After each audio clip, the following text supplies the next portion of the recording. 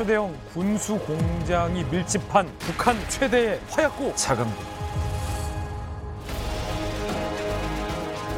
자강도 지역에 들어가려면 특별 통행증이 있어야 되는데 산세가 굉장히 험합니다. 깊고 넓은 그런 지하 경로를 마련해야 되거든요. 군사에 대해서 말할 때는 자동으로 설정되기 때문에 항상 감시성이 있거든요. 야. ICBM을 조립하는 기지부터 이동하는 도로 모두 다 지하시설로 숨겨버려요.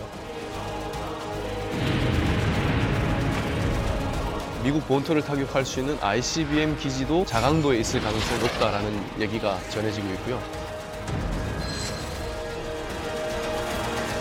태양절은 추석과 비교하면 돼요? 아니면은 아닙니다. 추석은 또 추석대로 따로 있고 추석보다 또 한 등급 높은 높게. 예, 혼지순례. 민족 최대의 명절이다라고 얘기를 합니다. 설명절보다 더 우선순위 있다. 네.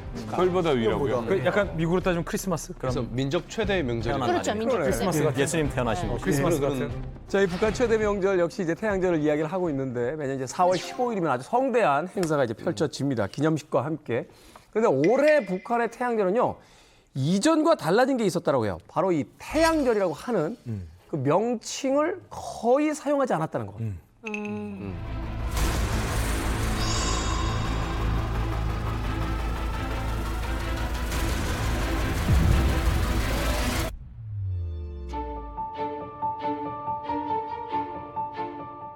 뜻깊은 태양절의 이 조국을 영원히 김일성 조선으로 빛내갈 불같은 열의로 충만되어 있습니다.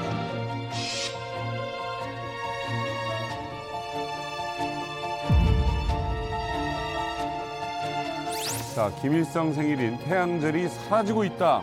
내 조국에 민족 최대의 경사스러운 4월의 명절이 왔습니다. 뜻깊은 4월의 봄명절과 더불어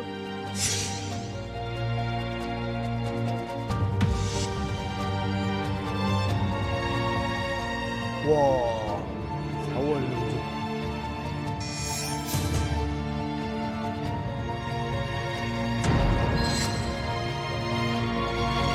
많이 바뀌었네요. 네, 아니 북한에서는 사실 태양이라는 거는 어떻게 보면 유일한 수령, 김일성 그 자체인데 그런 태양절을 없앤다는 게 말이 돼요?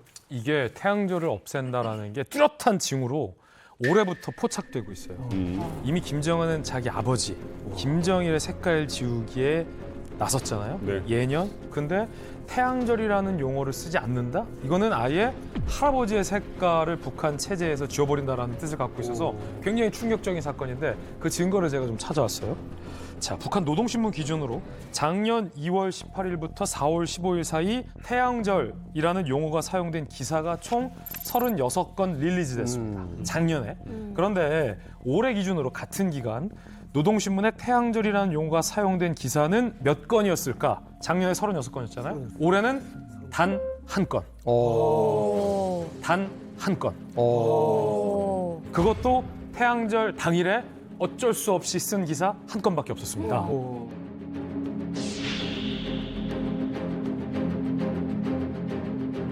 그 김정은 같은 경우에는 김씨 조선을 다시 건국해서 자기부터 리세트하겠다. 이거를 선언한 거랑 똑같아요. 그러니까 94년도에 이제 김일성이 죽었잖아요. 네. 우리 아버지 김일성의 생일은 이제부터 태양절로 부르자. 그래서 자기가 태양의 아들이 되는 거잖아요. 그때부터 한 거예요. 그때부터. 그리고 또 뭘 쓰기 시작했냐면 1912년 4월 15일 날 이제 김일성이 태어났지 않습니까? 1912년부터 주체 1년이라는 연호를 쓰기 시작했는데 이렇게 연호를 쓰고 이제 태양을 띄웠다가 이제부터는 한 국가의 태양이 두 개가 뜰 수가 없잖아요. 그래서 먼저 떴던 태양을 지워버리는 거죠. 와우. 이게 얼마 안 됐구나. 얼마 안 돼요. 1997년부터 썼어요. 김정일까지는 몰라도 김정은 세대에 와서 이제 태양이라는 건 유일신 개념이잖아요. 근데 이제 본인이 그 자리에 올라가야 되는데 태양절을 씀으로써 이제 할아버지의 후광 효과로 여기까지 왔지만 할아버지가 더 이상은 후광 효과가 아닌 장애물이 될 수 있다고 판단한 게 아닌가. 그 4.15 명절 같은 큰 행사를 준비할 때 노동당 중앙위원회 조직지도부하고 선전선동부가 이제 이 문구라든가 그다음에 행사 일정 전반을 다 조율을 합니다. 뭐 가령 예를 들어서 뭐 위대한 수령 김일성 동지는 영원히 우리와 함께 계신다. 뭐 태양절, 기념 이런 그 단어, 문구 이런 거는 자기 마음대로 정하지를 못하기 때문에 김정은이한테 보고 문구를 올려서 비준을 받습니다. 예, 그렇게 돼 있는 시스템인데 이제 뭐 태양절을 지운다 이거는 결국에 가서는 김정은이 태양절이라는 단어를 잘 쓰지 말라 뭐 이런 그런 지침을 내렸다는 것으로 이제 우리가 해석할 수 있다고 봅니다. 이번에 조금 놀란 게 어떻게 보면 김정은 할아버지를 굉장히 좋아하는 줄 알았거든요. 왜냐면 생김새나 뭐 옷도 그렇고 다 따라하는 느낌이 있었잖아요. 근데 뭔가를 지금 지우려고 해요. 이게 과연 지워지느냐. 이러다가 자기가 지워지면 어떡해. 북한을 이제 김일성, 김정일이 아닌 김정은 유일 체계로 이제 만들려는 어떤 욕망이 짭정원 씨까지 느껴질 정도면 북한의 김정은에게서는 진짜 어떤 대단한 어떤 결심이 있지 않았나 하나 또 생각을 해보게 되는데. 근데 그 태양이란 말은 과거부터 많이 썼거든요. 뭐 민족의 태양이시 뭐 이런 레토릭도 많이 썼고 그런 일반적인 게 있는 거고 이번에 태양절에서 태양을 뺀 거는 얘가 그래도 김정은이 좀 외국물을 좀 먹었잖아요. 암사스러운 거죠. 이게 뭐 태양절 그러면 이게 막 종교적인 느낌도 나고 무슨 크리스마스 같은 느낌도 나면서 이게 무슨 이집트의 이크나툰 왕입니까? 이런 거거든요. 그래서 태양절을 없앴던 게 그런 측면이겠고 또 다른 한편으로는 뭐냐 지금까지는 자기가 그 권력에 그 젊은 나이로 권력에 올랐다는 건 사실 할아버지 아버지 덕이죠. 그렇죠. 금수저죠 그냥 북한판. 그런데 문제는 뭐냐면 그걸 통해 가지고 자기가 권력을 장악을 했거든요. 이제는 내가 누구의 힘도 받지 않고 내가 다 장악을 했다라는 건 이 사회를. 더 나아가서 최근에 뭐냐면 노선도 달라졌거든요.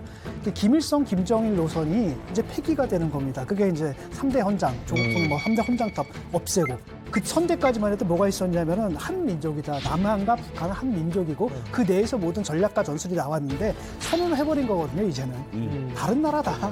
네. 적국이다 이렇게 선언을 해버렸거든요. 그래서 내가 이제는 완전히 새로운 나라를 건설할 것이며 그렇죠. 새로운 전략을 펼 것이다. 이걸 선언하는 차원에서 이제 태양절이라는 걸 없애고 점점 중점을 자기한테로 갖고 오는 거예요. 네. 그 사실 태양절의 위상의 변화를 대놓고 보여주는 게 이 군산 태양궁전 참배입니다. 그러니까 김정은과 같은 경우에는 이제 그 할아버지 아버지의 생일인 뭐 태양절, 광명성절에 주음해서 이제 최측근들하고 해마다 계속 그 군산 태양궁전을 참배했었거든요. 근데 사실 원래는 군산 태양궁전이 1994년에 그 7월 8일 김일성이 이제 사망한 이후에 그 주석궁이었던 자리를 군수산 기념궁전으로 이제 명명을 하면서 이걸 바뀝니다. 그랬다가 2011년 그 12월에 이제 김정일이도 또 사망하지 않습니까? 그 이후에 또 김정은이 군수산 태양 궁전으로 이걸 바꾼 거예요. 맞네요. 그런데 이제 와서 자기가 이제 뭐 태양절을 없앤다라고 하게 되면 군수산 태양 궁전은 이제 오케이 할 건지 자기가 거기가 그것도 누워야지. 자기가 거기에 누울 수도 있고.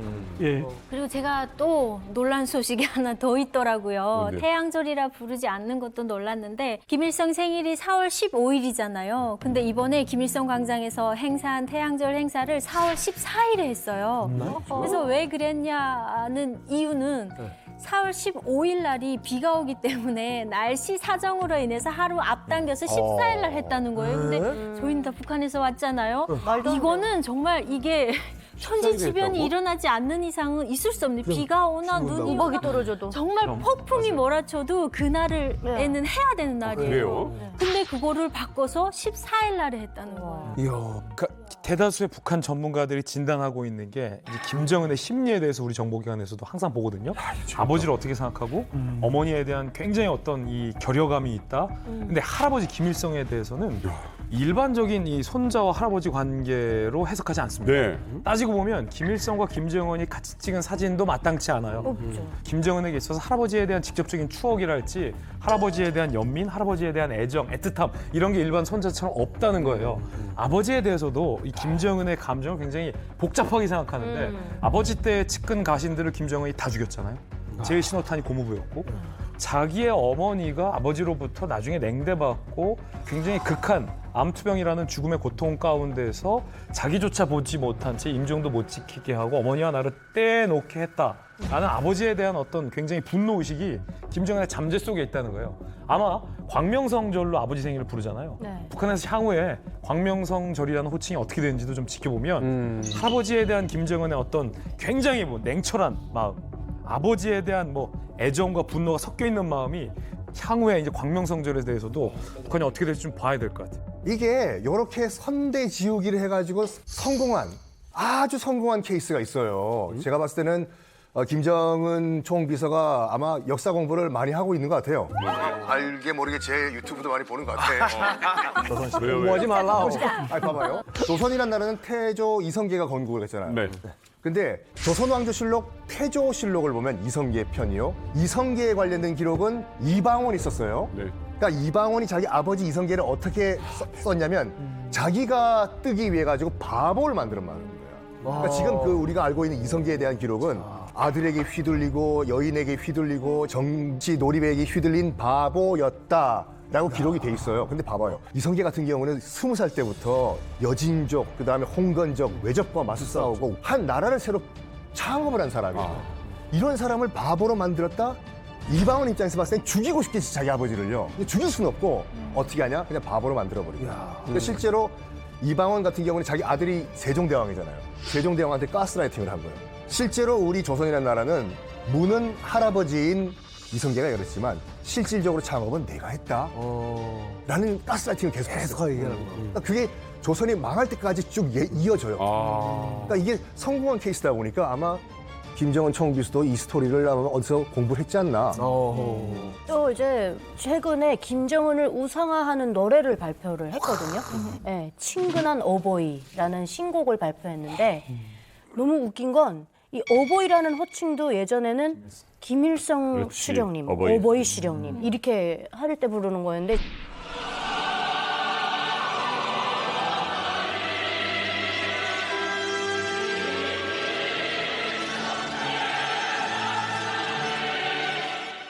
이제 자기가 오보이가 된 거죠.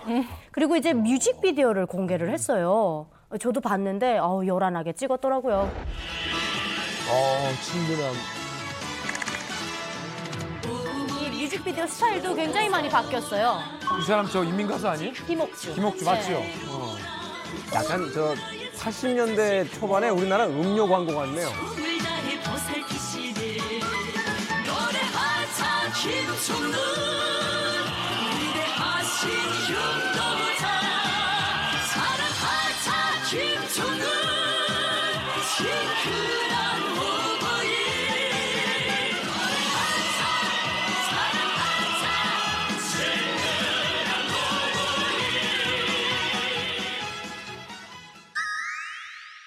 오보이 노래 좋네. 안 민망해요? 아니 이렇게 뭐 좋은 노래를 같이 부르니까 얼마나 좋습니까? 흥겹게.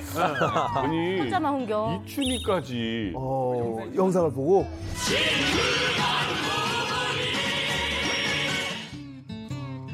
그 영상과 지금 김정은의 어떤 행보를 보니까 이런 생각이 좀 드네요. 처음에 이제 그 자리에 올랐을 때만 해도 이렇게 좀 뭐라고 할까 불안해하고 전전긍긍하고 하다 이제 ICBM 성공에 이르게 되면서 좀 나르시시즘? 말하자면 할아버지와 아버지도 못한 걸 내가 했어 하는 어떤 자뻑? 네. 이런 것들이 굉장히 지금 치고 올라오면서 여기요. 과잉의 어떤 자신감을 지금 보이고 있는 게 아닌가 하는 또 생각도 드는데 거기다가 푸틴 만나고 나서 뭔가 탄력받은 느낌이 좀 그러네. 있는 것 같아요. 그러니까 혼자 막 이럴 때 말고 푸틴 만나고 나서 잘 되면서. 뭔가 자신감을 더 받잖아. 선물 받고.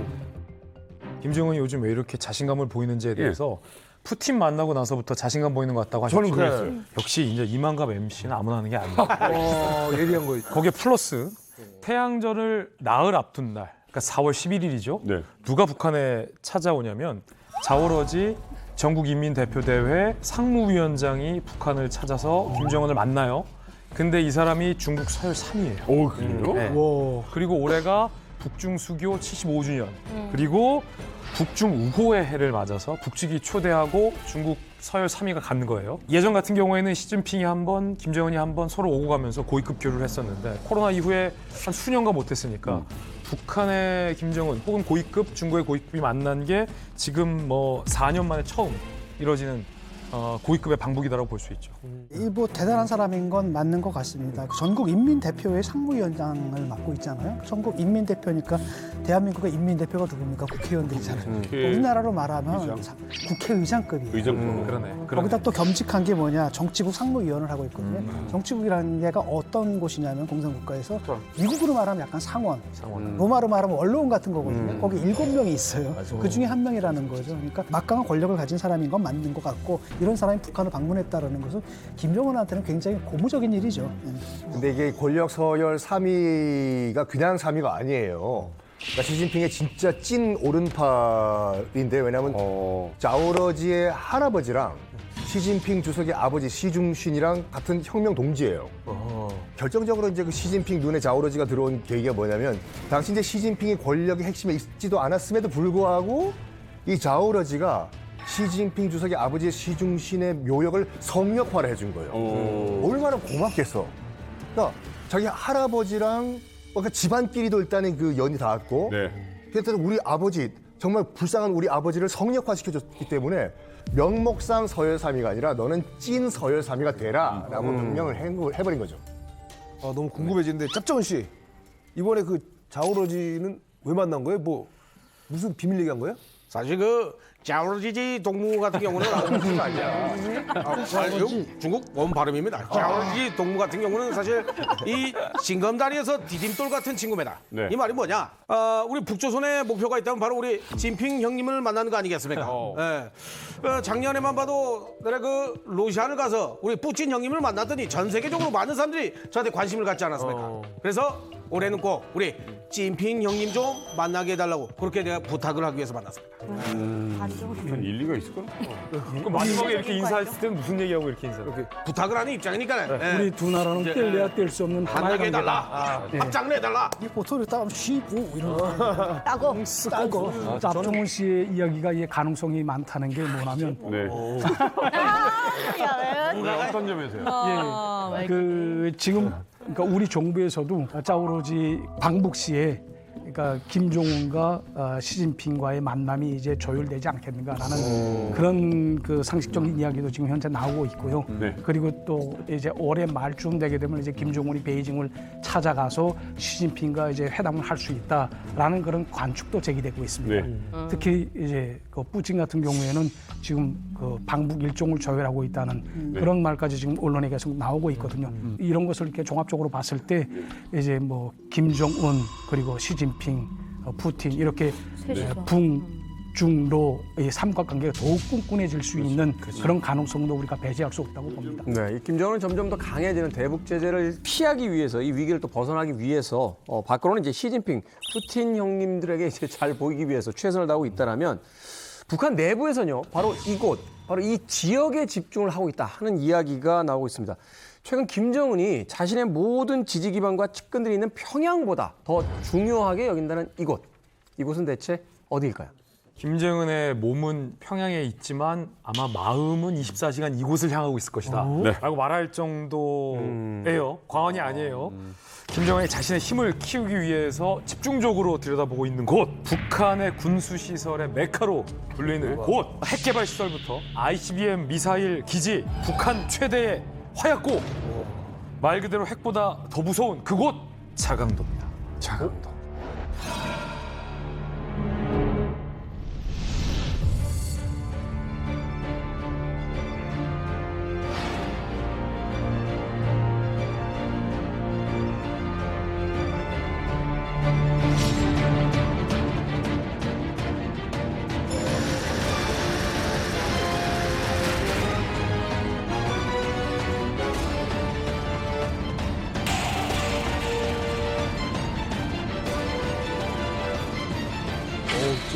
요새 같다. 하필 자강도가 북한 최대의 화약고이자 이제 마음의 고향이다, 김정은의. 이런 호칭까지 이제 받을 정도면 뭔가 좀 특별한 게 더 있는 거 아닙니까? 일단은 그 6.25 전쟁 때 아시다시피 이제 그 1950년 9월 15일 날 우리가 인천 상륙 작전으로 북한의 보급로를 끊고 치고 올라가면서 그때 이제 유엔군과 이제 우리 측의 목표는 뭐냐면 1950년 올해 안에 끝내자. 압록강, 두만강까지 치고 올라가서 이 전쟁 끝내버리자 했어요. 김일성도 당연히 당황해가지고 평양을 포기하고 어디로 갔냐? 강계로 들어간 거예요. 그러니까 강계 정도에 들어가면 첩첩산중이니까 못 찾아오겠지 했는데 미 해병 1사단이라고 있어요. 정말 무서운 부대예요. 그러니까 이제 그 태평양 전쟁 때 우리가 영화로 알고 있는 오키나와 전투, 그다음에 인천 상륙 작전 다 성공시킨 2차 대전의 영웅 같은 부대야. 미국의 엘리트 부대고. 미국의 엘리트 부대예요. 해병 1사단. 미국 해병 1사단이 봤을 때는 이거 건국한 지 몇 년도 안 되는 약간 오합지졸 군대를 본 거예요. 이거. 그냥 게릴라들 같이. 그렇지. 그랬다가 또 수도를 또 첩첩산중 저 안에 뭐 강계인가 그대로 옮겼대요. 치러 가자. 해서 올라갔어. 그때가 1950년 11월이에요. 어디였냐? 지금 그 자강도, 양강도 부근에 있던 장진호라는 호수 부근을 지나가고 있어. 장진호 전투. 맞아요. 마침 그때 이제 중국에서 지원군이 들어오고 이른바 중공군이요. 중공군과 이제 북한군이 연합을 해가지고 미 해병 1사단과 맞서 싸웠는데 처음으로 졌어요. 1사단이. 포위가 돼버린 거 미 해병 1사단이. 우리 살아서 빠져나가자 해서 겨우 빠져나간 것이 흥남부두 철수작전이에요. 그은 보라가 비날리는 그러니까 이때부터 이제 지리한 그 휴전 협상이 이제 시작이 되거든요. 그 북한 입장에서 봤을 때는 이 강계를 중심으로 한 지금 자강도 지역이 조선인민공화국을 살린 지역이다. 다시 일어나게 된 그리고 세계 최강의 미 해병 1사단도 여기에 들어오다가 망했다. 이 지형을 이용해 가지고 최고의 철옹성을 만들자 해서 만든 것이 자강도 군사 기지예요 지금요. 그래요. 이런 역사 흐름이 있죠. 남북의 어떤 그 운명을 바꿔놓은 지역이네요. 그렇죠. 선대들보다 훨씬 더 핵과 미사일이 집착하고 있는 김정일이 그 자체도 이 자강도에 대해서 아주 그 연민을 품고 있거든요. 현지 지도를 처음으로 하면서 첫 연설을 한 것도 자강도고요. 그리고 이제 2022년에 자강도 송간, 전천, 영림 일대에 이제 전략군 특구를 이제 건설하게 되는데 여기에 지하 그 미사일 기지를 다 건설해 놓았습니다. 예, 그래서 지금 자강도다 하게 되면 김정은이 아마 자강도를 제1의 군사 수도로 그렇게 꾸리려고 하지 않나라는 생각이 듭니다. 자강도가 말씀하신 것처럼 군수공업 대도시라고 해도 뭐 과언이 아닐 그런 도시인데요. 북한이 어떤 유사시에 북한의 전역이 다 점령당하더라도 자강도만 사수해내면 자강도 하나로도 하나의 국가처럼 기능할 수 있을 정도로 만들어놨어요. 전력시설을 다 해놓고. 북한이 최근에 좀 공을 들이고 있는 극초음속 미사일의 첫 테스트도 자강도에서 있었다. 그리고 미국 본토를 타격할 수 있는 ICBM 기지도 지금 자강도에 있을 가능성이 높고 앞으로도 그쪽에서 운용할 가능성이 높다라는 얘기가 전해지고 있고요. 그리고 이제 또 김정은이 이제 중요시하고 있는 하나의 이유가 최근 이제 통일부에서 발간된 북한 사회경제 실태 보고서에 보면 북한 주민들의 의식이 많이 바뀌어가고 있거든요. 그 중에서도 유일하게 변하지 않은 상태로 남아있는 도시가 자강도다라고 말씀드리시죠. 얼마나 막아놨으면. 근데 지금 엄연히 자강도는 우리나라와 전 세계에 위협을 가하고 있는 아주 위험한 곳이다라는 생각이 듭니다. 그렇죠. 김정은이 더 공을 들이고 있는 데고 핵무기, 미사일 관련된 무기들이 다 있는 곳을 자강도로 보면 될 거예요. 전 세계의 이목이 사실 자강도로 쏠리고 있거든요. 그렇다 보니까 사실은 내부적인 보안 단속이 중요할 수밖에 없죠. 그래서 자강도 일대를 북한식의 어떤 일종의 특별 관리 구역 비슷하게 지정을 해놨어요. 그래서 통제가 심한 북한에서도 그 중에서도 자강도 주민들은 더욱더 심한 통제하에서 살아가고 있다고 합니다. 어느 정도로 보안 단속, 통제가 심한지 자강도 출신의 탈북민을 만나서 직접 얘기를 들어봤습니다.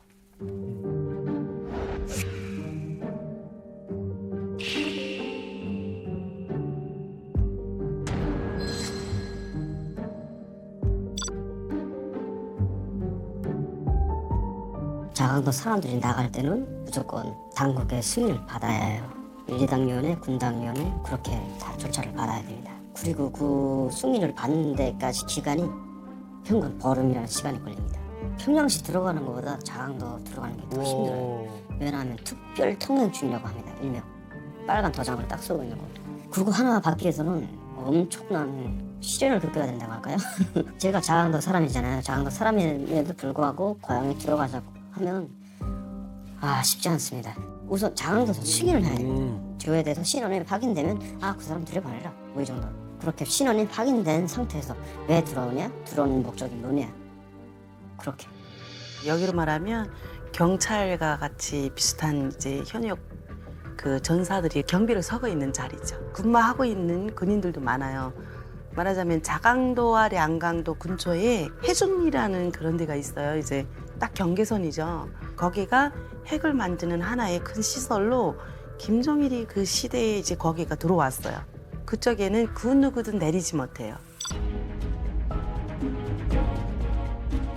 자강도 사람을 지금 유독 통제하는 이유는 자강도 사람들이 군수공장에 대해서 너무나도 많은 비밀을 알고 있기 때문입니다. 저의 고향도 군수공장 3개씩이나 있어요. 가장 큰 군수공장이 이팔연합기업소, 명칭이 이렇게 나도 저기 되거든요. 가서 저희 전춘군에만 해도 성량공장을 비롯해서 차강기 공장 그리고 이팔연합기업소 이렇게 3개가 있거든요. 겉으로는 차강공장이나 성량공장이라고 했는데 내부는 다 군수공장입니다. 유일하게 북한에서 믿을 수 있는 곳은 자강도밖에 없거든요. 자강도 주민들과 자강도 군수공장. 거기서 핵도 만들 수 있고 90%가 자강도에서 생산된다고 보시면 됩니다. 이 정도면 뭐 창살 없는 감옥이랑 마찬가지라 생각되는 게 저는 북한에서 그렇게 오래 살면서 네. 평양 사람 뭐 평안도 사람 별별 사람 다 봤어요. 심지어 뭐 경제 그 특고인 라선 선봉에서 온 사람도 봤고 중국 사람도 봤고 러시아 사람도 봤거든요. 근데 자강도 사람은 본 적이 없어요. 그 맞네요. 정도로 이 비밀에 쌓여진 사람들인 것 같아요. 근데 여기 와 보네요. 탈북민도 별로 없는 것 같아요. 그죠? 별로 없지. 그지? 실제로 저희가 이제 통일부에서 발간한 그 탈북민 자료를 한번 보면은 자강도에서 75명, 그 여자 163명, 전체 238명만 탈북을 했어요. 이게 함경북도 같은 경우에는 19,000명이 탈북을 했고요. 그리고 실제로 가장 우리가 예상했을 때 탈북민이 적을 거라고 생각했던 평양보다도 자강도 숫자가 훨씬 작아요. 거의 3분의 1이에요. 이 말은 뭐냐면은 그만큼 자강도에서 탈북하기가 어렵다라는 걸 증명을 하는 거고 두 가지 이유가 있는데 첫 번째는 전체가 군수 산업 단지다 보니까 배급이 지원이 되고 전기가 들어오니까 사람들이 그렇게 경제적으로 어렵지가 않은 거죠. 두 번째는 정말 강력한, 정말 상상하기 싫은 사상 교육이 이곳에서 일어나는 거예요. 그러다 보니까 탈북에 대한 상상력 자체가 싹 트지 못하는 거예요. 좀 약간 첨언을 드리면 저희 대학교 때 자강도 출신들이 꽤 많았거든요. 네. 자강도 출신들이 대학교 오잖아요. 대학교 오면은 보통 지방에서 온 사람들은 평양 내지는 평양 인근에 배치받으려고 해요. 남으려고. 네, 남으려고 노력하는데 자강도 출신들은 돌아가려고 해요. 네. 평양 하나도 안 부러워해요. 북한에 좀 신기하더라고요. 많네. 북한의 유대인들이라니까요. 네. 정말. 그리고 되게 뭔가 자부심을 갖고 있거든요. 네, 좀 다릅니다. 아니 하나만 좀 여쭤봐요. 자강도에서는 한국 드라마나 음악을 많이 듣습니까? 듣는 사람 없습니다. 제가 확실하게 말씀드릴 수 있어요, 그 부분은. 듣는 압록강이 사람 있는데도? 없어요. 갖다 줘도 안 봅니다. 그러니까 사상. 네. 사상교육 때문에. 네. 저도 자강도 살 땐 아예 안 봤어요. 대학교 가서 봤지. 어떤 느낌이냐면 정신승리. 우리는 장군님의 사람들.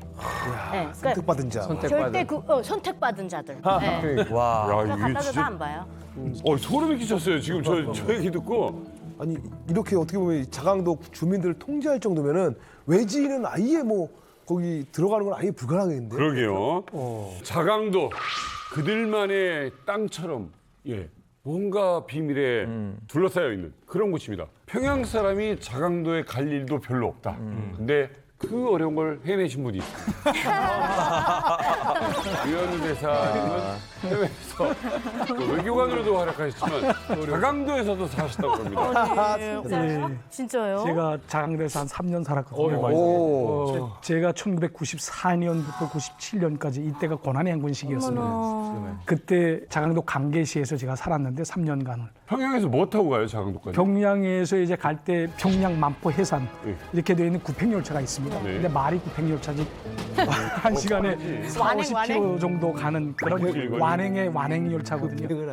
네, 그래서 저는 아무래도 당의 지시를 받고 그러니까 뭐 배치장을 가지고 이제 강계에 내려갔는데 이제 강계에 가려고 하게 되면 이제 송간, 뭐 전천, 영림을 비롯해서 이제 계곡에를 넘어야 합니다. 그러니까 계곡이라는 게 조선시대 때는 겹고개라고 얘기를 했대요. 그러니까 중중첩첩 하야고 계속 격격이 산이 있으니까 그러다니까 한 번 이제 강계까지 들어가는 그 노상에 터널이 21개가 있어요.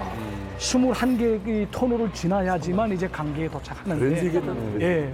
근데 저의 같은 경우에는 제가 집안의 막내였거든요. 그러니까 어머니가 어지에 간다고 그래도 막 불쌍하니까 자식이. 그래서 한 며칠 그 밥, 도시락을 준비해 주셨어요. 근데 이제 터널을 지나게 되면 도시락 하나씩 슉슉 뭐 없어지는 거야.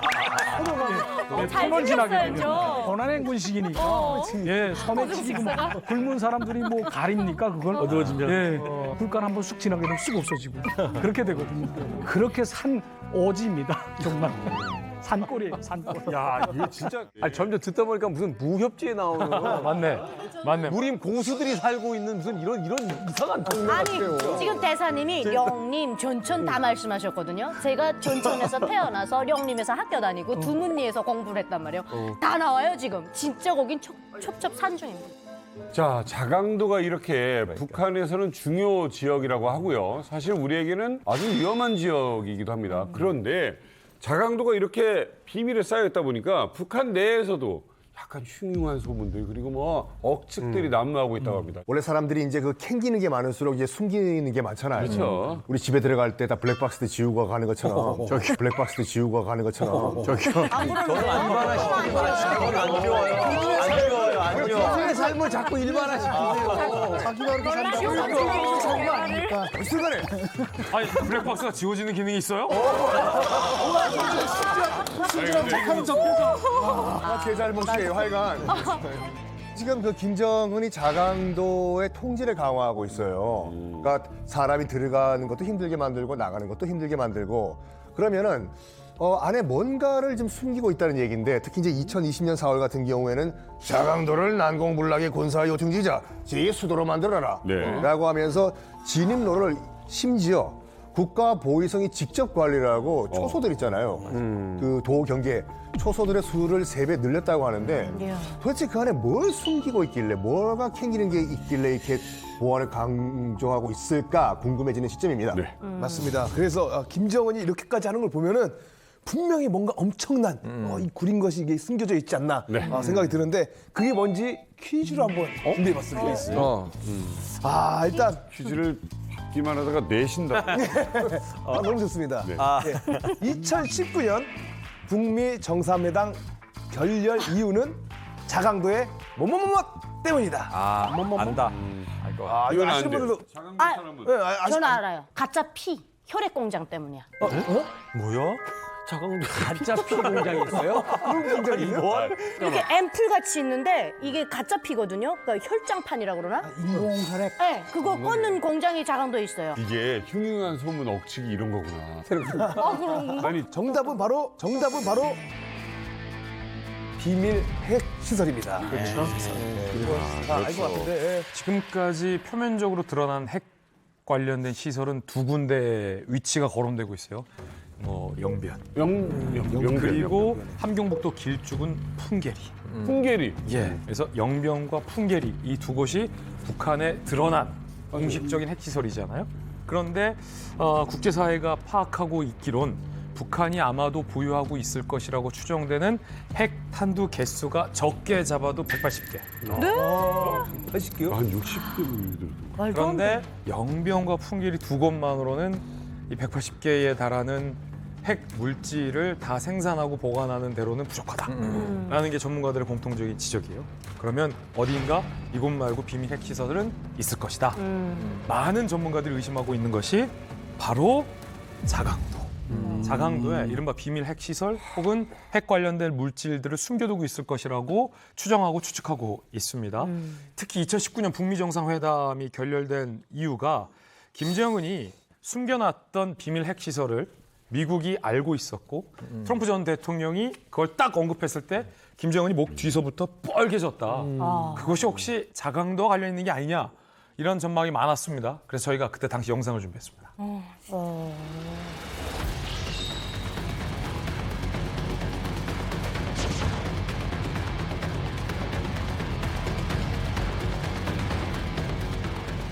우리가 충분한 이야기를 좀 더 할 시간을 주셨으면 좋겠습니다. 우린 1분이라도 귀중하니까.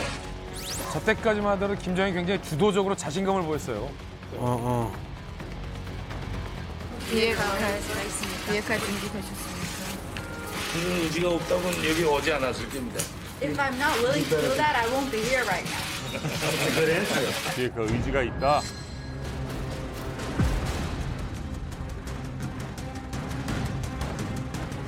건축이 이번에 받아들이지 않은 것은 현재 미국이 그러한 기회를 놓친 거라고 얼굴이 굉장히 어둡다. 저는 생각합니다.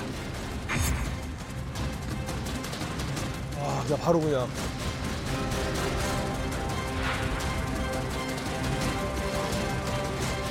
While very big, it wasn't enough to do what we were doing. But there is a gap. We have to have sanctions, and he wants to denuke, but he wants to just do areas that are less important than the areas. 야, 미국은 이거 다 알고 있는 거야, 다.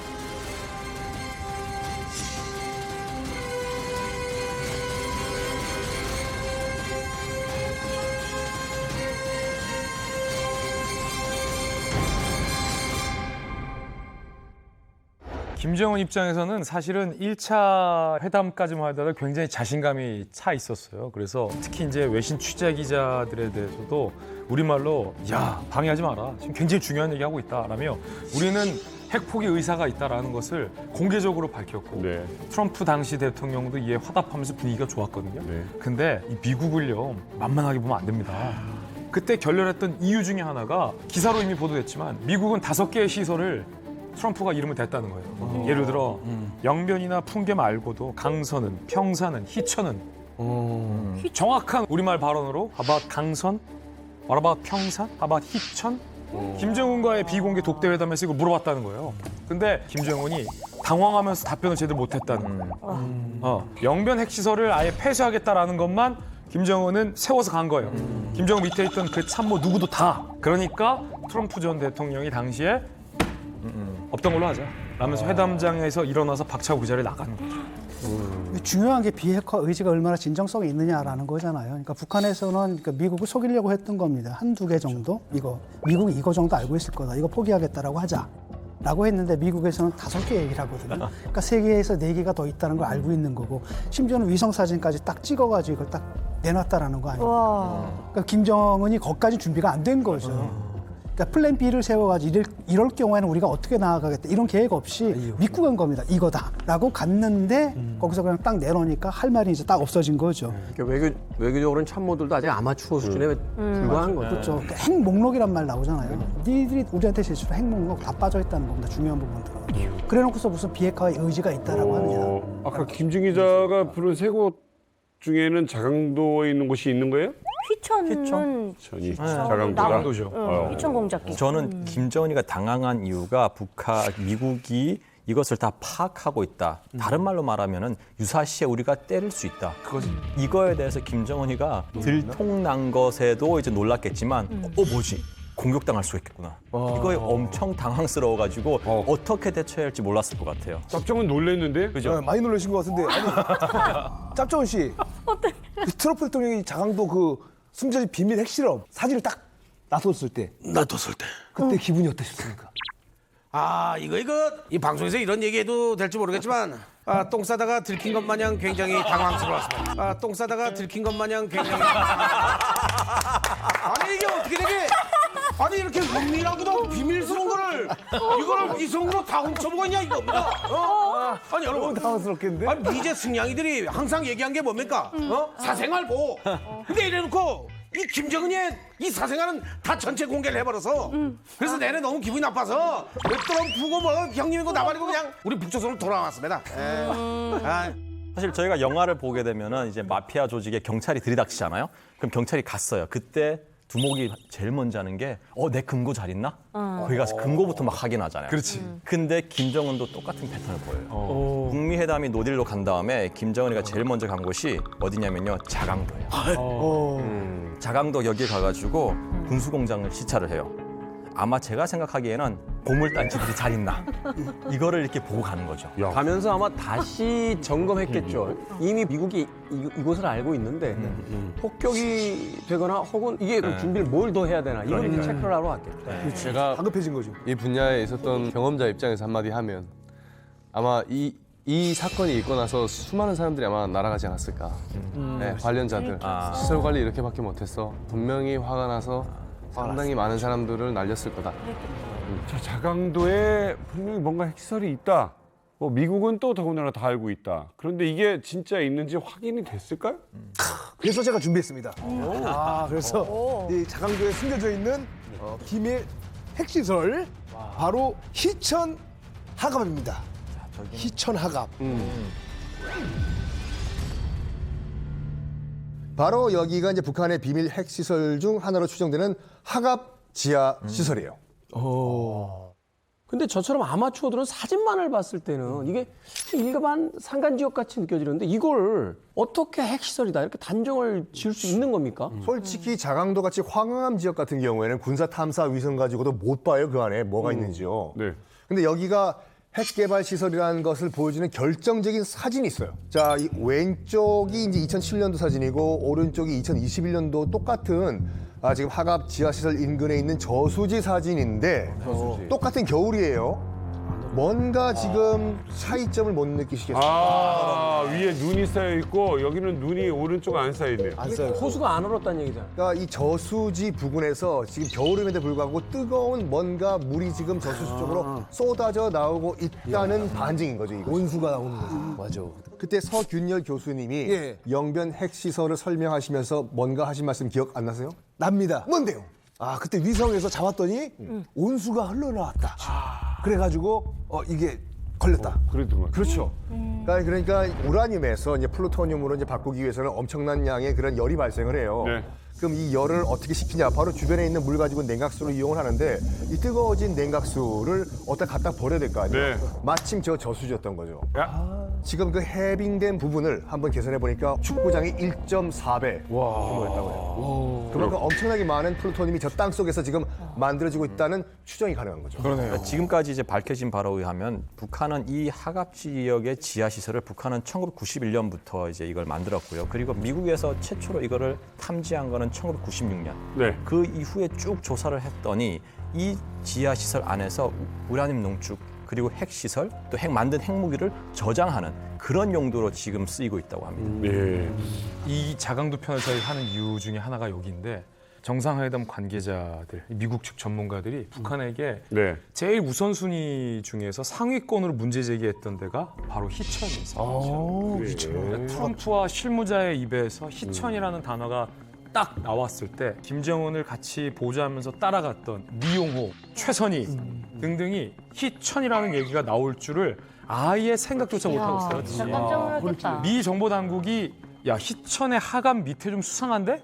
라는 걸 인지한 시점이 96년도예요. 대략 96년, 97년, 98년까지는 이상한데 하다가 이제 2000년대부터 10여 년 동안 미 정보 당국이 이 희천이라는 곳을 판 거예요. 영변만 본 게 아니라 북한은 영변만 들고 갔는데 미국은 이미 10여 년을 희천을 파고 나서 10년을 받았는데. 확신을 한 거예요. 아마 공개는 안 했지만 미국에서는 이 희천 밑에 지하시설에서 플루토늄을 얼마만큼 생산했는지도 미국은 이미 파악하고 있었을 거예요. 그러니까 왜 이렇게 많이 알아? 비핵화의 의지가 김정은이 진짜 있느냐 없느냐를 미국 입장에서는 김정은 답변만 들어도 단박에 파악할 수 있는 거죠. 그게 희천이에요. 제가 희천이라는 도시를 이제 대학교 때 실습을 갔었었는데 저기 있는 시설들은 다 군수공장입니다. 그러니까 자강도에 들어가는 입구 도시가 희천시이고요. 그 자강도를 지금 보시면 테두리를 따라 산맥이 쭉 둘러져 있죠. 저 산맥을 따라서 다 군수공장들이 들어서 있는 도시가 그 지역이 자강도라고 보시면 되겠고 산기슭에 공장 입구들이 다 있거든요. 근데 사실 희천시가 되게 작은 시예요. 근데 희천시를 제가 다 돌아봤는데 핵시설은 본 적은 없었거든요. 근데 얼음이 녹아 있었잖아요. 이걸 들켰으니 이제 앞으로 북한은 해안가에다가 핵시설을 만들지 않을까. 티 안 나게. 네, 티 안 나게. 이제 미국이 감시하는 자강도 비밀 핵시설 두 번째입니다. 핵폭탄에 쓰일 화학물질을 만드는 곳 바로 자강도 만포시의 운하공장입니다. 무슨 공장이요? 운하공장. 운하? 예, 이 핵시설 그 핵폭탄에 쓰일 화학 물질 만드는 좀 더 설명해 주시죠. 그런 공장입니다. 간단 명료하게. 만포 운하공장은 자강도 만포시 남서부에서 한 4.9km 정도 떨어져 있거든요. 산이네, 산. 산밖에 산이에요. 없어요. 산과 돌밖에 없습니다. 이게 뭐야? 자강도 이렇게 생겼어요. 예. 야, 이거 현대미술인 줄 알았어. 현대 추상이네요.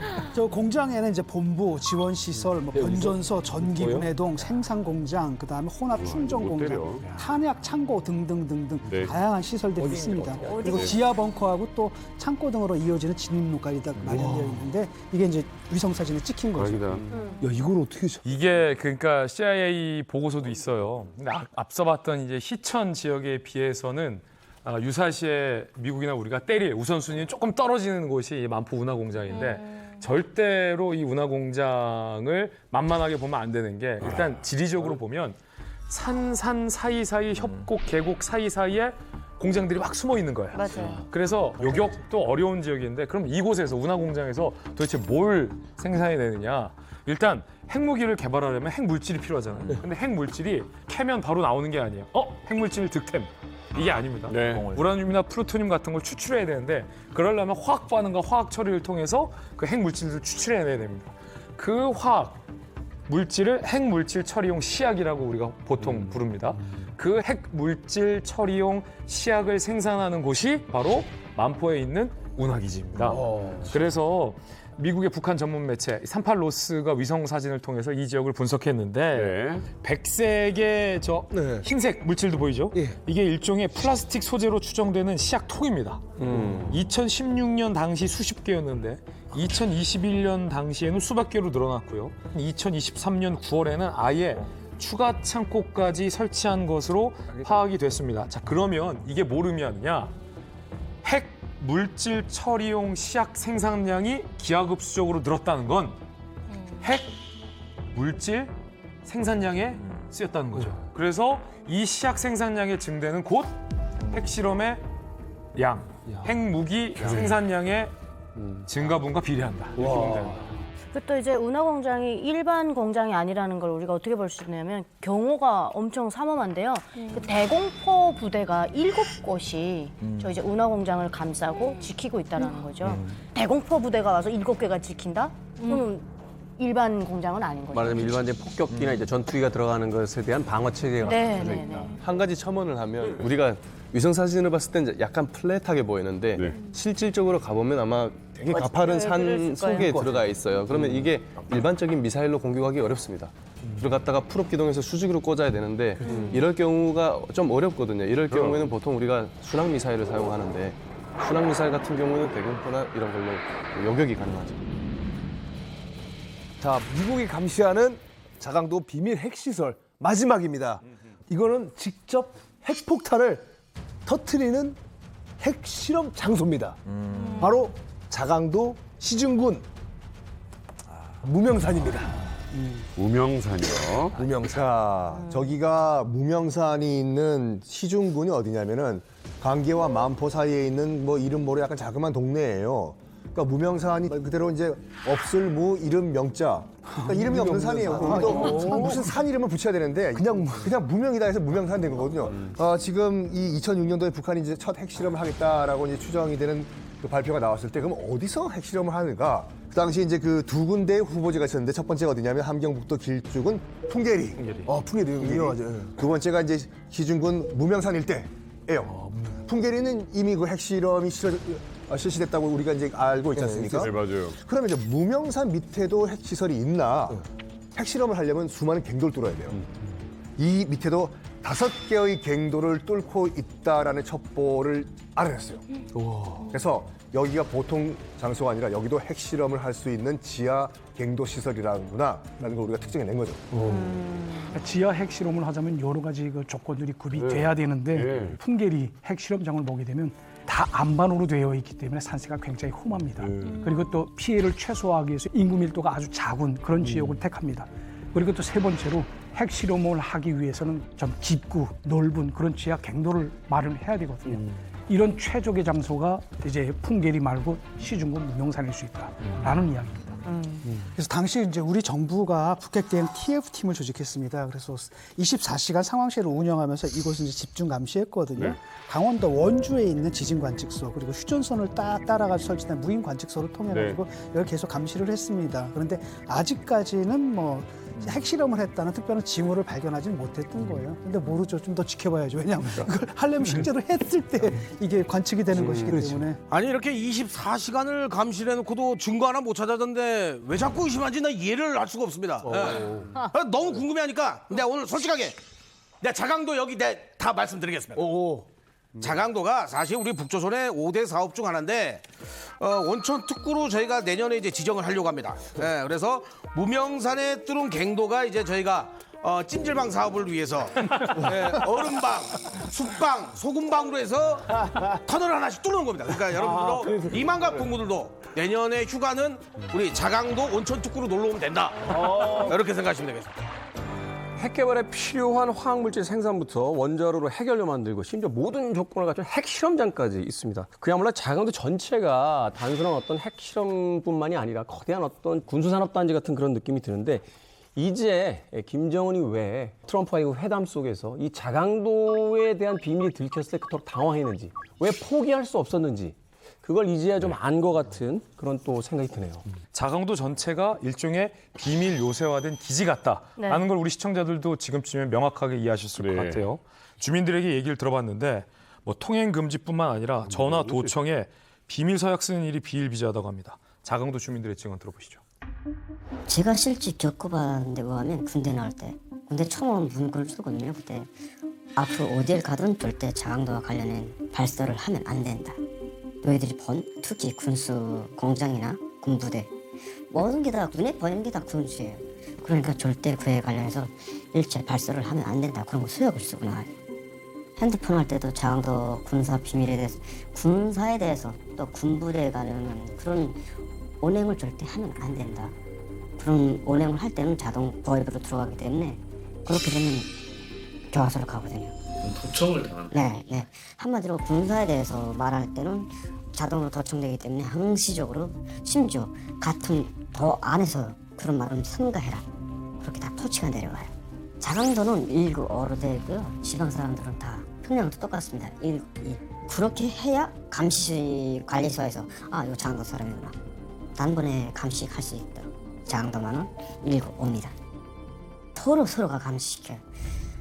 군대 나서도 느낀 것도 있는데 특히 자강도 사람들은 친구가 별로 없어요. 북한 안에서는 친구가 없어요. 같이 이렇게 한 식탁에서 밥을 친구들끼리 먹다가 실수라도 말하면 어느새 그게 다음날은 벌써 보고가 되니까 서로가 믿지는 못하고 항상 감시 속에 있거든요. 자강도 사람들의 삶이 진짜 단 한 발자국도 자유가 허락되지 않고요. 근데 그곳에서 살고 있는 사람들은 아직 그 삶을 모르고 있습니다. 자기들이 어떤 삶을 살고 있는지. 나가봐야 이렇게 되는구나. 이렇게 사는 게 사람답게 사는 거라고 이렇게 알겠는데 자강도에서 사는 사람들은 절대 깨닫지 못하고 있어요. 너무 고지시켜서 그래. 정부가 하라는 대로 그냥 다 시키니까. 지금 당장 전쟁 일어난다고 해도 김정은을 지키기 위해서 목숨까지 바치려고 하고 있는 게 바로 북한에서 유일하게도 자강도 사람들밖에 없습니다. 아니 북한에 원래 이동의 제한이 있으니까 뭐 통행 제한까지는 이해를 했습니다. 네. 근데 도청까지 당하고 자신들의 어떤 사적인 이야기까지 다 감시당하고 있는데 아니 북한 어딜 가도 자강도보단 낫지 않아요? 근데 자강도에 대한 그런 어떤 뭐 자부심 막 이건 도대체 이해가 잘 안 되는 부분인데. 저도 지금 인터뷰를 보면서 알았던 게 내가 왜 회령에 와서 그렇게 짧은 단시간 안에 그 주체 사상이라고 하는 게 그렇게 빨리 빠져나갔고 왜 탈북을 실행할 수 있었는가가 이제야 저도 제 자신이 이해가 됐어요. 그 안에서는 이제처럼 숨소리 하나, 뭐 눈동자 하나도 다 감시당하다가 이제 그 함경북도 해령시에 가니까 그만큼 깨어 있었고 장마당이라는 게 있지 않습니까? 자강도는 장마당이 그렇게 활성화돼 있지 않습니다. 그래요. 중국에서 들어오는 공산품이나 이런 것들을 아예 접할 기회가 없어요. 그래서 자강도 사람들은 자기들이 도청당하는 거 당연하다고 생각하고 감시당하는 거 당연하다고 생각을 하고 제가 자강도에서 살 때 그 함경북도에 이 사람들이 장군님 전화선 1호선을 구리로 동으로 돼 있는데 그걸 이제 잘라다가 중국에 팔았다는 거예요. 그래서 우리가 온 학생들이 그 강계시로 나가가지고 걸기 모임을 한 적이 있어요. 이 정말 반역자들을 살려낼 수 있는가, 네. 이 타도해야 된다 이럴 정도로 자강도 사람들은 그런 생각을 전혀 못했던 것 같아요. 제가 자강도 군수공장들의 실습을 갔었었는데 숙소가 이제 없어서 이제 그 군수공장 직원들 집에서 이제 분산돼 갖고 이렇게 객식구로 지냈었거든요. 네. 북한은 일반적으로 주민들이 인심이 좋지가 않습니다. 자기들 먹고 살 것도 없으니까. 근데 이제 여기를 갔더니 이 사람들이 되게 인심이 좋은 거예요. 그러니까 집도 흔쾌히 내주고 반갑게 맞아주고 자기들 먹던 음식도 나눠주고 그리고 실제 저희 대학교 동기들 중에 혹은 뭐 선후배 중에 이제 자강도 출신이 있었는데 그 집에 이제 방문을 했어요. 가면은 되게 융숭하게 대접을 해주는 거예요. 뭐 고기며 뭐 쌀밥이며 아주 융숭하게 대접해주더라. 근데 진짜 북한 정부가 제공하는 배급으로 그렇게 살고 있다라는 거예요.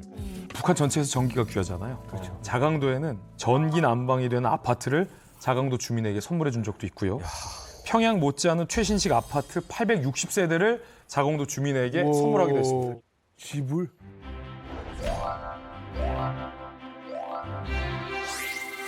이렇게. 와. 이렇게. 이게 우리 저 이만가 가족들이 자강도에 계셨을 때랑 달라진 거예요. 많이 달라졌네요. 진짜. 아는 사람보다 모르는 사람이 더 많던 거장이었습니다. 이제는 누구나 알고 누구나 오고 싶어하는 사회주의 리상천이 됐습니다. 와. 오, 좋은데?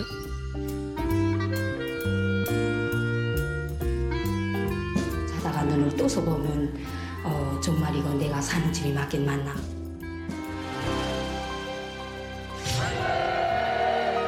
숭송과 애국의 힘과 열정을 다 바쳐갈 교리를 피력했습니다. 와. 보시면 자강도 주민들에게 제공되는 혜택을 모아보면 식량, 전기, 아파트, 최신식 아파트까지. 배급은 예술이네요, 그래도. 그러니까 김정은이 줄 수 있는 건 자강도한테 다 준다. 이렇게 봐도 돼요.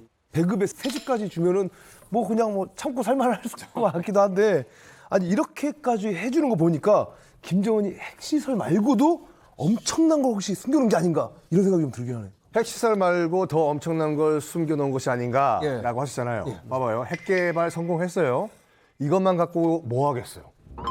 뭐 미국에 날려보낸다. 뭐 택배를 보낼 수 있는 것도 아니고. 그래서 필요한 것이 바로 ICBM, 대륙간 탄도 미사일인데 그러면 이 ICBM을 그럼 어디서 만들고 기지는 어디에 있을까? 이게 중요하잖아요. 여기가 바로 자강도 회중리에 그 ICBM 기지가 있다라고 해요. 여의도 면적의 2배가 넘고 그 미국의 전략국제문제연구소 그 CSIS라고 하죠. 그 보고서에 따르면 1900년대 후반부터 이미 개발이 돼가지고 이 지하 기지가 완성이 됐다고 하는데 봐봐요. 지금 ICBM이라고 하면은 슉 올라오는 발사대가 있어야 될 거 아니에요. 네. 보이세요 지금요? 안 발사대요? 보여요. 안 보이죠? 이게 키포인트예요. 미국도 그렇고 중국도 그렇고 ICBM 발사 기지와 그 저장 창고 있잖아요. 싹 다 지하에 있어요. 만약에 ICBM이라는 전략 무기가 지상에 있다고 봐봐요. 그럼 지상에 항상 파킹이 돼 있다고 봐. 그럼 바로 파킹이잖아요, 이게. 그러니까 미국도 여러분 미니트맨이라고 해서 그 ICBM이 있거든요. 그 발사할 때 보면 공상과학 영화 같이 지상 아무것도 없는데 뚜껑이 열리면서 로봇 태권브이 같이 거기서 막 지하에서 올라와 있고요. 그래서 저기가 지금 ICBM 기지인 것으로 지금 추정이 되고 있으나 어디서 발사가 되고 어디가 저장됐는지 알 수가 없어요. 현재까지 우리가 이제 여러 가지 첩보로 추합을 해가지고 이제 알아낸 거에 따르면은 들어가는 입구 같은 경우에는 35m 정도의 이제 그 입구와 직경 25m의 이제 출구가 있어가지고 드라이브-스루 미사일 검사 시설이 있다고 해요. 뭐요? 드라이브-스루. 미사일이 이제 드라이브-스루 같이 입구에 들어가면 아 이쪽 오케이, 그쪽은 오케이요? 여기 오케이 이렇게 해가지고 이 정도면 도장 찍고 나가는 거예요, 이렇게요. 상품 컨베이어 벨트 이렇게 타고 가는 거지. 그리고 이 안에 지금 ICBM 미사일 자체가 있을 수도 있고 이동식 미사일 발사대 그 TEL이라고 하잖아요. 그것도 있을 수가 있어요. 맞아요. 그게 더 무서운 게 뭐냐면 트럭 같은 거 타고 가다가 적당한 장소를 발견하면 세워가지고 발사하면 되는 거예요. 그렇죠. 그래서 상당히 위험한 지역이라고 우리가 추정을 하고 있는 거예요. 아니 북한이 지금 이제 고체 연료도 이제 거의 완성 단계라고 이제 들었는데 와 이러면은 이제 준비 시간도 이제 엄청나게 이제 단축된 거잖아요. 거기다 이동식 발사까지 하면은 너무너무 위험해지는 거 아닌가요? 그러니까요. 이게 지금 가장 우리가 걱정하고 있는 게 바로 이거잖아요. 잠수함 말고 어디서 갑자기 튀어나와서 기동으로 발사할지. 희천에 크게 군수공장이 한 3개 정도 있거든요. 하나가 희천공작기계고 28연합교섭소고 7월 7일 공장인가 있어요. 네. 근데 그중에 희천공작기계가 오래전부터 TEL 발사 차량을 만들려고 했었는데 안 되고 있었어요. 안 됐던 이유가 정밀 기계가 공기술이 안 돼갖고 못한 거거든요. 근데 그게 많은 유압 장치들이 사용이 돼요. 근데 이 유압 장치들이 정밀 가공을 해야 이제 제대로 작동하는데 그게 안 되니까 실 차량을 만들면 계속 기름이 새는 거예요.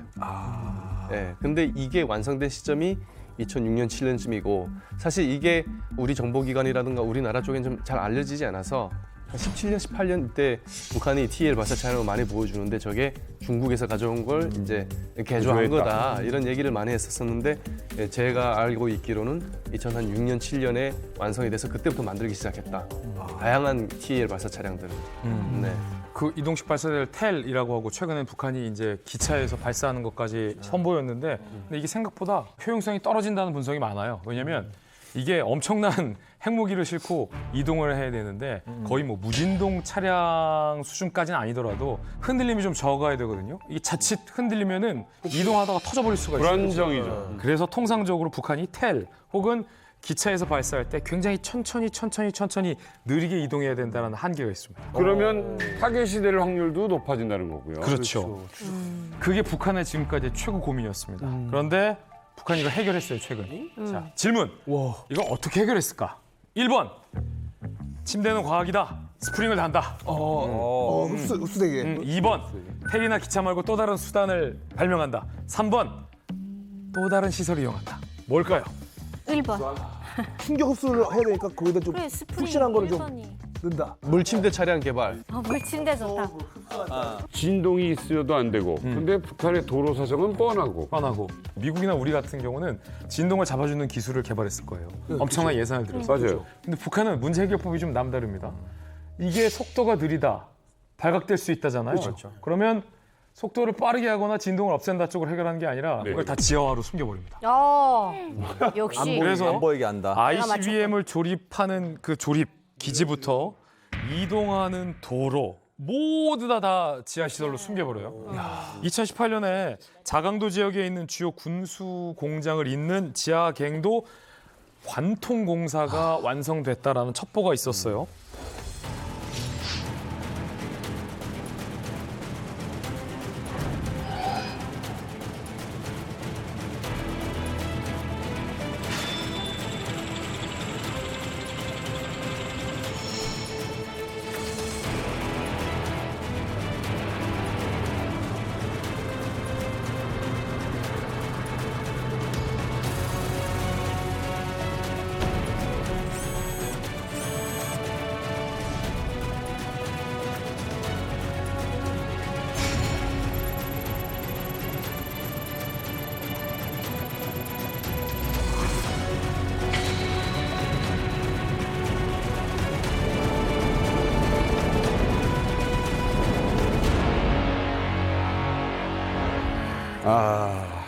그러니까 사실 이게 북한은 아까 김진 기자님께서 이야기하신 것처럼 발상을 전환을 한 거예요. 왜냐하면 도로를 그 산에다 만들려면 산을 깎아야 되거든요. 돈이 더 많이 들고 더 힘들어요. 차라리 그럴 바에는 그냥 지하에다가 아스팔트 깔고 그냥 진동 안 되게 좋은 도로를 까는 거예요. 그렇게 해서 지하화를 이제 해서 사실은 생산부터 조립하고 발사 그 지역까지 이동하는 걸 다 지하화를 해버린 거예요. 그래서 김정은이가 당이 결심하면 한 방 쏴라. 그러면은 3분에서 7분 안에 발사할 수 있는 준비까지 다 완벽하게 하고 있어요. 진짜? 이게 평양에서 가까운 데도 아니잖아요. 왜 저기다 했을까? 그러니까 이게 자강도가 지금 이렇게 된 데는 김일성의 공습 공포증이 큰 작용을 했다고 봅니다. 그러니까 6.25 때 사실 제해권하고 제공권은 다 미국이 가지고 있었거든요. 그래서 전쟁이 끝난 이후에 김일성이 뭐라고 말하냐면 평양시에 온전한 건물이 2개밖에 안 남았었거든요. 그러니까 그럴 정도로 이제 김일성이 평양시가 완전히 잿더미가 됐다고 인정을 합니다.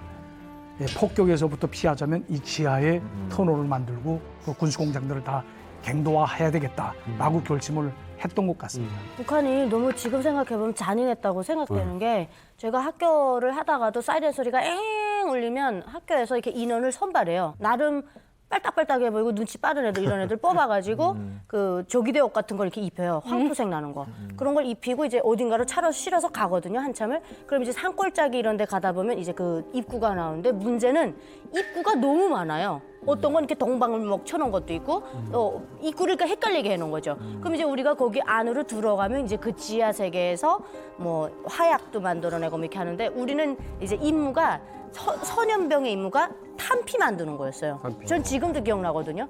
그 안에 들어가면 하약 냄새가 진동을 해요. 근데 우리 아이들이 그걸 마스크도 없이 찍어냈다니까요. 그때 들어갔을 때 그 지하 깊이가 어마어마하고 또 들어오실 때도 그 무전기를 다 사용했어요. 일하시는 분들이. 근데 무전기 성능이 어느 정도로 좋냐면 반대편에 그 굴을 이렇게 맞받아 뚫으면 그쪽에도 다 연락이 된다는 거예요. 그 안에는 진짜 뭐 개미들의 세상이에요. 그 안에서 다 돌아다니고. 그래서 피부들도 얼마나 하얗댔는지 지금 생각해보면. 햇빛을 못 보니까. 그래서 구루병 걸린다고 그 비타민 D를 아예 이렇게 공급을 했어요. 영양제처럼. 네. 아닌 게 아니라 이게 통신이고 뭐고 다 되어 있을 테고 평양은 우리나라 남측과 너무 가깝고 그러면 그쪽에서 요새화돼 있는 곳에 숨겠다. 거기다 대고 중국이 옆에 있으니 최후의 순간에 피할 수 있는 것도 일리가 있네요. 중국으로 왜냐면 지금 여기는 중국을 염두에 두지 않고는 굳이 여기다 갈 이유가 없는 곳이 많아요. 지금. 시티가 만들어져 있으니까 단지 그 지휘부 벙커만 있는 게 아니라 일단 작은 도시로서 기능할 수 있는 그런 어떤 지역이기도 하고. 밑으로 중국까지 뚫어놨어. 네, 그러니까 이게 지금 북한은 고립되는 순간 석유고 뭐고 다 끊겨도 지금 여기 위치만큼은 중국의 원조를 계속 받을 수 있는 위치라서. 6.25 전쟁 당시에도 김일성이 자강도 강계에 지하 벙커를 만들어 놓고 여기에 대피했었습니다. 진짜 만에 하나 이제 한반도에서 전쟁이 발발하는 경우 김정은이 이제 자기 가족들을 이끌고 자강도로 이제 대피를 해서 또 이 지하 벙커에서 이제 인민군을 통솔하고 지휘할 수 있는 이런 가능성이 크다라고 볼 수 있겠습니다. 이 지하 벙커 위치가 아주 구체적으로 드러나진 않았습니다만 위성 사진을 통해서 특정은 됐습니다. 바로 강계시 신흥리인데요. 최근 건설된 건물과 또 갱도 입구로 추정되는 곳으로 연결된 도로까지 지금 볼 수 있고요. 폭이 한 5m 정도 되는 도로가 아스팔트로 깔끔하게 포장이 돼 있어서 굉장히 이례적인 모습이다라고 볼 수 있습니다. 포장도로 끝을 보면 경비부대 지휘부와 막사로 추정되는 건물까지 포착이 됩니다. 여기서 좀 더 확대해 볼게요. 자, 그러면 이렇게 깔끔하게 포장된 도로 보이시죠? 이 도로 끝부분에 산 중턱으로 연결된 2m 폭의 작은 도로가 존재하고요. 그리고 그 끝에는 지하갱도 입구로 보이는 시설까지 이렇게 보입니다. 저희가 빨간색 동그라미를 쳐놓은 저곳이 지하갱도의 입구로 보이는 시설로 분석되고 있습니다. 아니 김정은의 이 지하 벙커라면 사실 그 시설도 진짜 어마어마할 것 같은데요. 지금 현재까지는 김 씨 일가의 그 어떤 지하벙커 시설에 대해서 정확하게 알려진 건 없습니다. 사실상 이게 알려진다라고 하면 사명이 다 했다라고 봐야 되는 거죠. 우리 정보기관이 알고 있다 하더라도 공개하진 않을 거라 생각합니다. 알 것 같아요. 예. 알 겁니다, 분명히. 감지하는 순간부터 이 시설은 지하 몇 미터 깊이에 있을 것이라는 추정부터 시작해서 이걸 어떻게 공격할지에 대한 방법들도 고민하고 있을 겁니다. 미국의 GBU라는 벙커 버스터 같은 경우에도 거의 100m 수준까지 파괴할 수 있고 우리 현무포도 120m 정도 뚫을 수 있다라고 보여지고 있고요. 현무5라는 걸 개발했다라고 하지 않습니까? 이것은 뚫는 것도 뚫는 거지만 거의 전술핵 폭탄급의 위력을 가지고 있기 때문에 아예 산을 무너뜨려버리는 그런 용도로도 사용이 될 수 있다. 김정은의 그 지하 벙커 그 자체가 단순히 무슨 피신을 위한 그런 그 피신처로만 이용되는 것이 아니라 이게 우리가 관가할 수 없는 게 또 뭐냐면 벙커에서부터 중국 국경까지 직선으로 30km밖에 안 된다는 말입니다. 이걸 뚫어가지고 이제 쭉 중국으로 도망갈 수도 있다라는 추정을 할 수 있어요. 근데 전 세계적으로 독재자들, 특히 이제 죽는 것이 두려운 독재자들일수록 두더지가 돼요. 맞아. 땅을 파. 맞아. 지하 벙커를 만들어요. 후세인도 그렇고. 그렇죠, 맞아요. 우리가 알고 있는 히틀러도 연합군 공습을 견딜 수 있는 지하 벙커를 만들고 거기서 이제 최후를 맞이했죠. 놀랍게도 이제 히로히토 일본 왕 같은 경우도 도쿄 황궁 밑에다도 지하 벙커를 만들었어요. 그 지하 벙커에서 마지막 결정을 내린 거예요. 우리가 연합군에게 항복하자. 지하 벙커 하면 또 지존이 스탈린이에요. 스탈린이 정말 죽음이 두려웠던지 모스크바 외곽에다가 라멘키라는 지하 벙커라기보다 지하 도시를 만들었는데 15,000명이 들어가서 30년 동안 살 수 있는 규모의 지하 도시였어요. 공장, 병원 다 있어요. 30년을 10,000명 이상이. 근데 자, 오늘 딱 든 생각.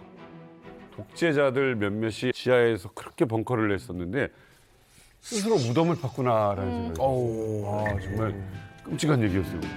One day in the year of the fox came a time remembered well, when the strong young man of the rising sun heard the tolling of the great black bell. One day in the year of the fox, when the bell began to ring, meant the time